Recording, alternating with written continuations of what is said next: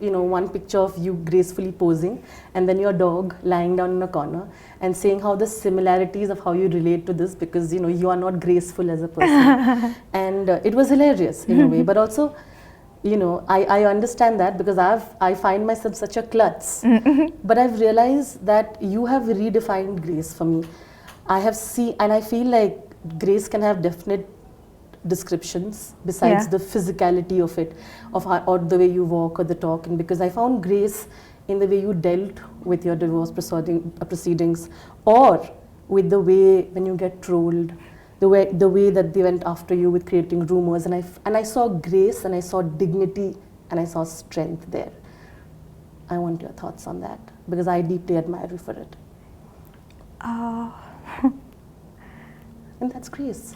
I don't know, maybe from a third person's point of view it's that, but I was just honestly being myself. I don't know any other way to react. That's exactly how I want to react, and that's how I do it. There's not someone else deciding for me, or there's no one in my head. It's my natural reaction. It's the way I think, it's the way I am, it's the way I am with people. So if you call that grace, then thank you. But isn't it it's not like it's not been easy, right? I mean, like I said, women are told to look powerful and strong all the time, but I don't think that's how it is for you. Absolutely not. When you define me as strong and independent, I don't see myself like that. I see all of the lows. I see all of the days that I didn't want to get out of bed. I see the crying. I see the constant asking my mom if I'm going to be okay, if I'm going to be okay. That's not superhuman strength. That's a little girl in there as well who is just weak and wants to get better. But I think that also it's important to understand that those moments pass and to not get stuck in them. I remember I was in a very, very dark place when during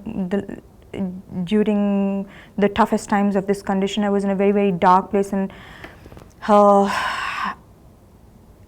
I had, you name it, I had the most darkest thoughts.